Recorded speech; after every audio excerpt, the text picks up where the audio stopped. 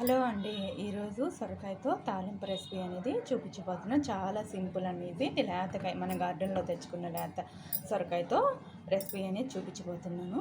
ముందుగా తొక్కంతా తీసుకొని సన్నగా కట్ చేసుకున్న ముక్కలతో ఇది ఇలా పీల్ మొత్తం తీసేసుకోవాలి. తొక్కు మొత్తం ఇదిగోండి, ముక్కలు సన్నగా కట్ చేసుకొని చాలా సన్నగా ఫ్రై చేయండి. ముక్కలు ఇదిగోండి ఇలా సన్నగా కట్ చేసుకున్నాక పక్కన పెట్టుకొని కడిగి వాష్ చేసేసి పక్కన పెట్టేసుకోవాలి. వాటర్ అంతా వంపేసేసుకోండి, వాటర్ ఉండకూడదు. వాటర్ వేసిన దానివల్ల ఏంటంటే నీళ్ళుగా వస్తుంది. డ్రైగానే ముక్కలకి డ్రైగానే పెట్టుకోండి. ఇప్పుడు వచ్చేసి బాండలు పెట్టేసుకున్నాను. ఒక 2 స్పూన్స్ ఆయిల్ చాలా తక్కువ పడుతుంది. ఇది డైట్ చేసే వాళ్ళకైతే చాలా బాగా పనికొస్తుంది అనమాట. ఈ సొరకాయతో రెసిపీ అనేది ఈజీగా చేసేసుకోవచ్చు. కొంచెం పచ్చనగపప్పు, జీలకర్ర, కొంచెం ఆవాలు, ఒక ఎండుమిరపకాయ వేసుకోండి, తుంచేసేసుకోండి.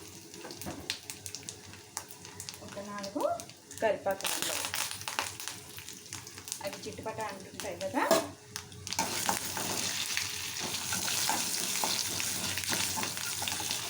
ఇంకేం వేసుకొని అవసరం లేదు. తర్వాత మనం డైరెక్ట్ సొరకాయ ముక్కలు చెప్పాను కదా, నెమ్ము లేకుండా సొరకాయ ముక్కలు ఉంచుకోండి, లేదంటే వాటర్గా అయిపోతుంది.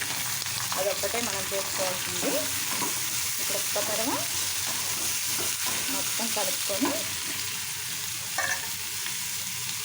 కొంచెం పసుపు వేసుకోండి.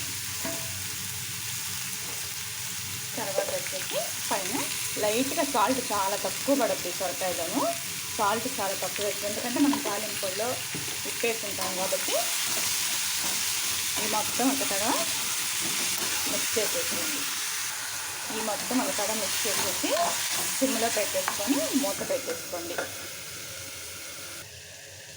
ఇప్పుడు ఒక్కతడవ మూత తీసేసి కలిపి పెట్టుకోండి, ఎందుకంటే అడుగు మాడిపోకుండా అడుగంటుకోకుండా ఒక్కతడవ తిప్పుకునండి. కలిపాక మళ్ళీ కొంచెం మూత పెట్టేసింది.